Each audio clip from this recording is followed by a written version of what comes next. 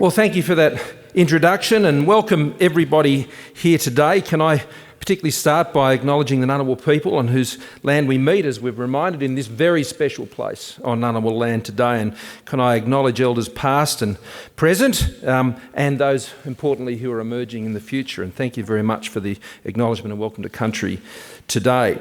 Can I also acknowledge any servicemen and women who are here with us today and veterans and just simply thank you on behalf of a grateful nation for your service. But to the kids who are joining us here, where's Molly? Can you put up your hand, Molly? Where are you? She's a champion, as all these kids are champions. And it was her advocacy work up there in North Queensland, which Warren Inch some time ago brought to my attention. And all the girls and boys that we've got here are champions of this issue. And I want to thank you very much for joining us here today and being part, because it's all about your future and the Australia and the world we want you to grow up in. That is the focus of all of our efforts today. To the scientists who are here today, to those in industry who are here today, to the community leaders who are here today, to the investors who are here today, to everyone who is here today, you've come here today because you are part of the solution we're working on together. And can I particularly acknowledge all of my colleagues who are here today, who are too many to mention, but particularly Susan Lee, the Minister for Environment, together with the Assistant Minister Trevor Evans, who are leading our initiatives.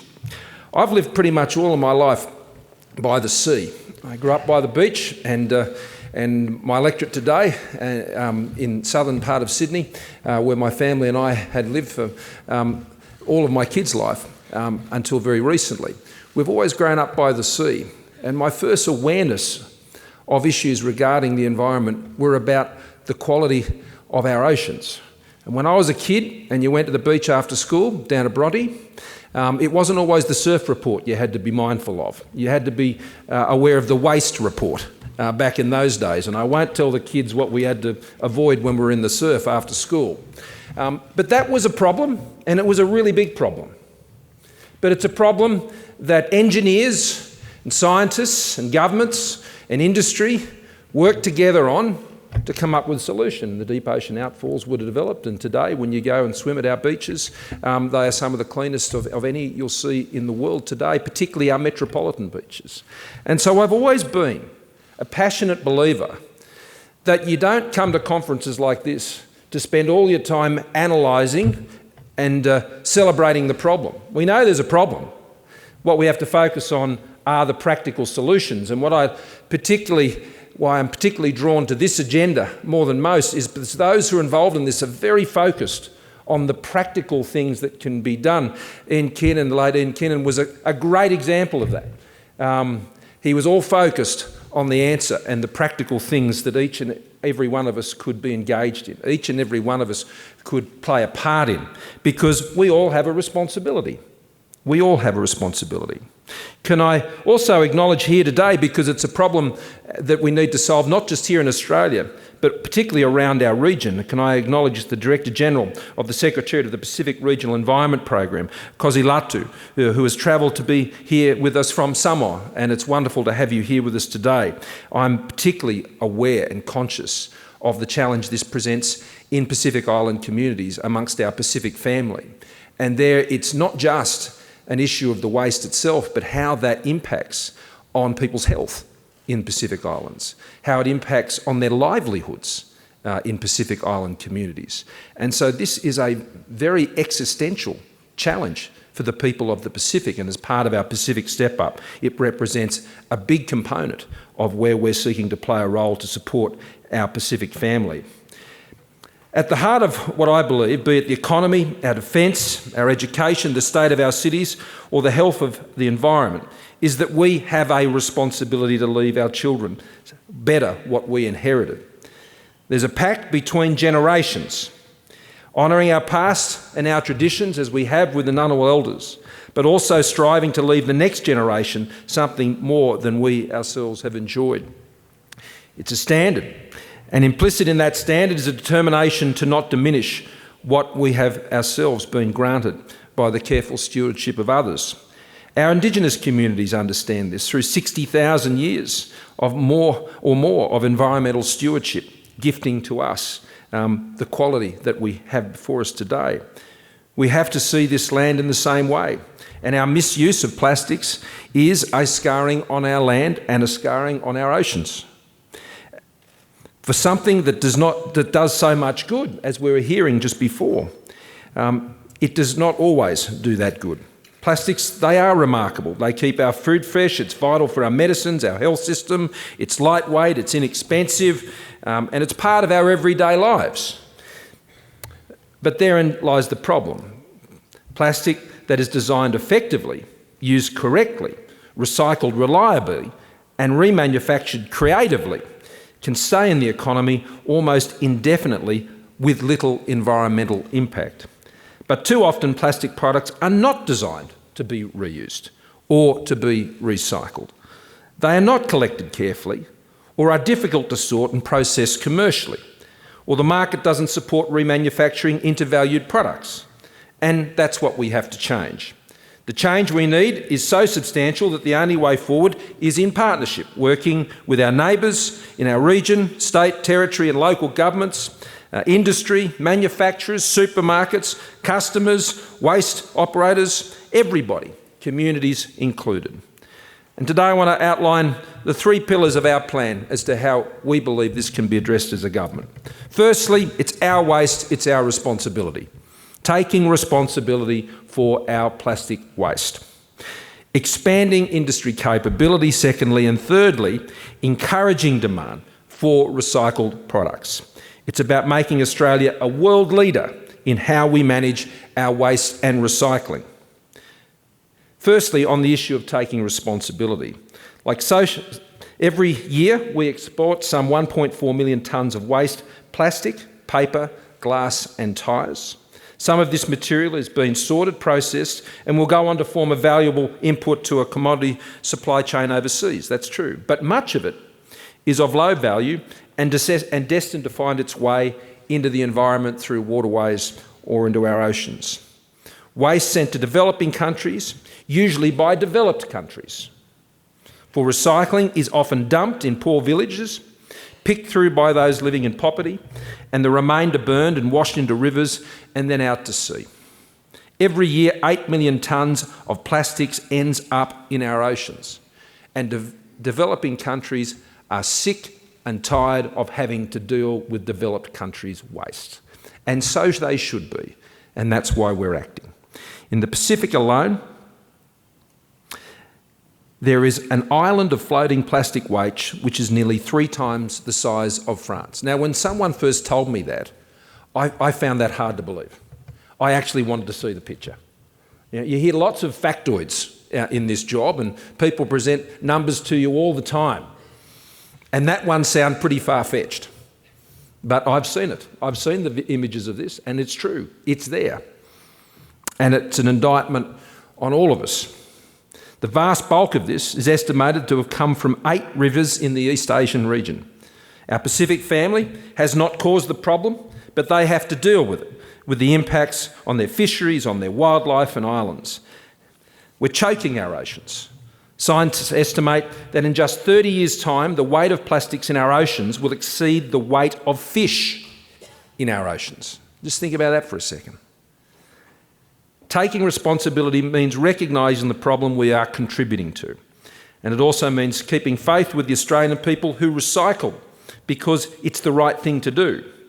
When we take the time and effort to sort, clean and dispose of something in the recycling bin, well, it's pretty reasonable that we think that it will be recycled. Only 21% of plastic waste we put in our yellow bin for recycling is actually recycled. We're getting ripped off. There's a promise that is sort of implicit. You got the bin, you put it in there, you expect the right thing to be done with it.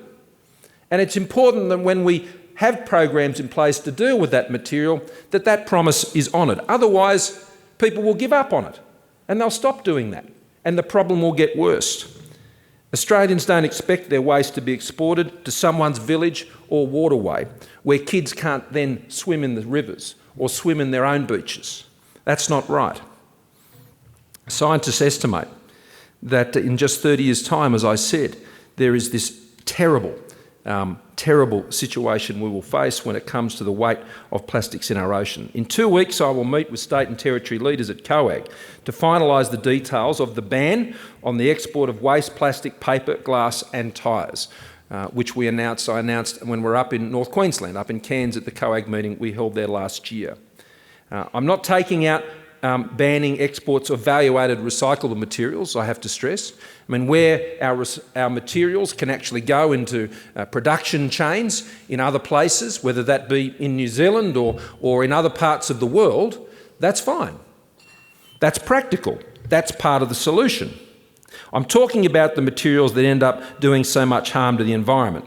And Australians are doing the right thing, and we can only keep faith of them by transforming our waste recycling markets, which leads me to the second pillar, which is industry uplift. Only last week, Australia listed national waste and recycling management as one of the 5 new national high priority initiatives, and I agree with them. The state of our recycling and remanufacturing facilities, as well as the economics behind our collection systems, are under severe strain. We need to invest in this industry, invest in the technological innovation that maximises the value of the recycled product and minimises the costs as well. The Australian Council of Recycling observed that only 8% of the $2.6 billion collected by states and territories through waste levies have been reinvested in recycling, infrastructure and technology. People are putting and paying fees on waste management levies that isn't finding its way into recycling, infrastructure and technology, and that has to change. I will have more to say on this closer to the upcoming budget, but the Commonwealth stands ready to work with the states to co-invest in these critical infrastructure facilities and with industry. We are working with state and territory governments to identify and unlock the critical upgrades that will lead to a step change in recycling capacity, and we will invest in these facilities with governments and with industry on a one-to-one basis. Equal partners to build that capability, which is essential to actually drive the change. Investing in the sector isn't just good for the environment, it's incredibly good for our economy as well. The waste sector in Australia employs around 50,000 people and generates around $15 billion every year. For every 10,000 tonnes of waste sent to landfill, 2.8 direct jobs are created. But if we recycle the same waste, as was mentioned before, 9.2 direct jobs are created.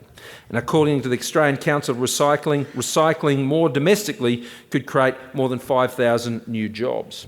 The global recycled plastics market is expected to grow at 7.9% annually over the next decade. They are phenomenal figures, and be worth almost $67 billion in 2025. Industry is not blind to the incredible potential here, and neither is our government. Last month, waste management group Cleanaway, packaging maker Pact, and beverages giant Asahi announced they were building a new plastics recycling facility in Albury, in the Minister for Environment's election. This facility will turn 900 million used bottles to 28,000 tonnes of plastic into new bottles every year.